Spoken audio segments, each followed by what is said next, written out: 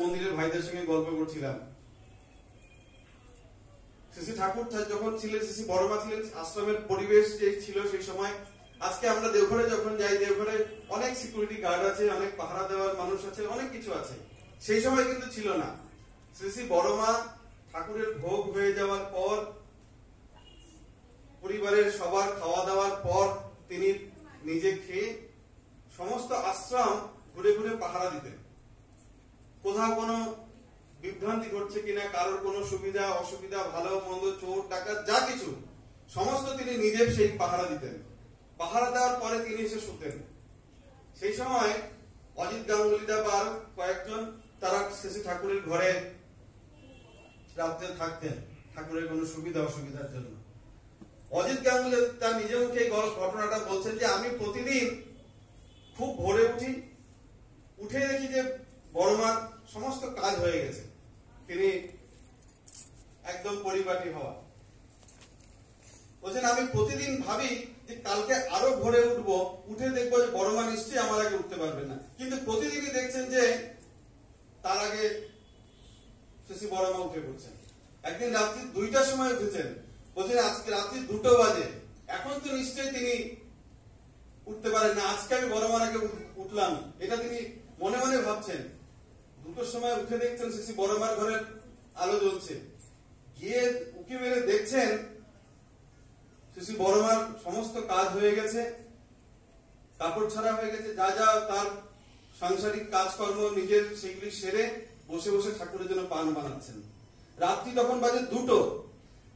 তাহলে আমরা যদি ভেবে দেখি যে সেই মানুষটা ঘুমাইছেন কখন, ঠাকুর ভোগের পর সবার খাওয়া দাওয়ার পর তিনি আশ্রম পাহারা দিয়েছেন, সেইগুলি সেরে তিনি শুতে গেছেন, রাত্রি 2টোর সময় তার সমস্ত কাজকর্ম হয়ে গেছে, বসে ঠাকুরের জন্য পান বানাচ্ছেন।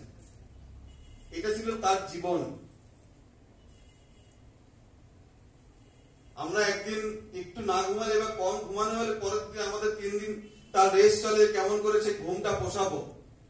আর তিনি ঠাকুরকে ভালোবেসে তার জীবনটা এইরকম করে নিয়েছিলেন। ঠাকুরকে ভালোবাসলে জীবনটা এরকম হয়। প্রতি মুহূর্তে আমরা যদি ঠাকুরকে ভাবি, প্রতিটা ক্ষণ আমার ঠাকুরের জন্য, প্রতি মুহূর্তে আমি ঠাকুরের সেবার জন্য প্রস্তুত নিজে।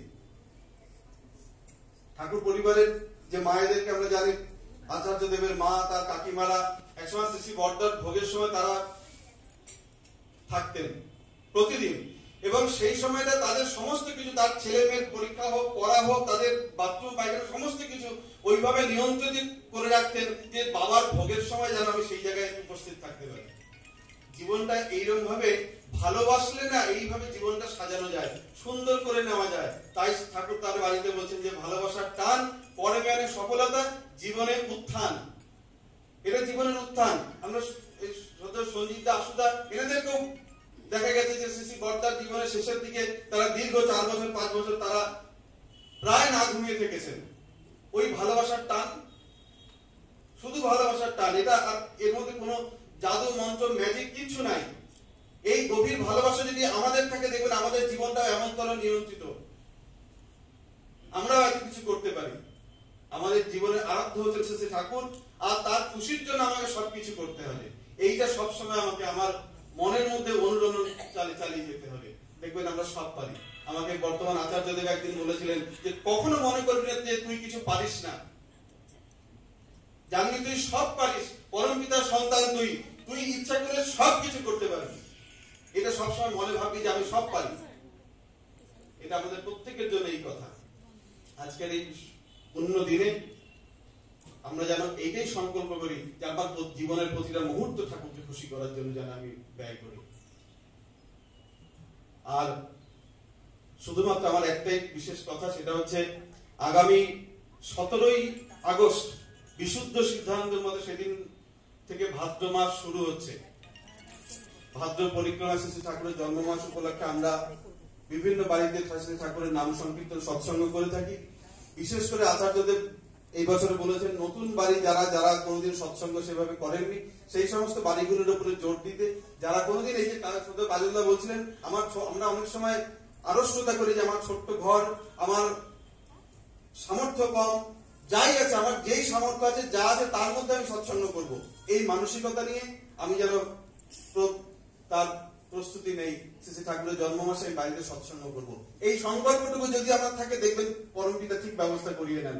17ই আগস্ট থেকে সেই ভাদ্র সৎসঙ্গ পরিক্রমা শুরু হচ্ছে। যারা যারা সৎসঙ্গ দিতে চান যোগাযোগ করবেন, নাম লিখাবেন। আর 15ই সেপ্টেম্বর হচ্ছে শ্রী ঠাকুরের পূর্ণ আবির্ভাব দিবস। বিশুদ্ধ সিদ্ধান্তের মধ্যে সেদিন 30শে ভাদ্র, সেই দিন শুধুমাত্র মন্দিরে কিন্তু সৎসঙ্গ উৎসবাদি যা কিছু আচার্যদেবের তাই নির্দেশ।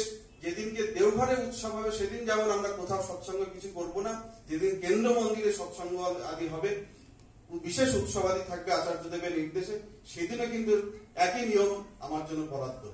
আমরা প্রার্থনা করি সবাই আমরা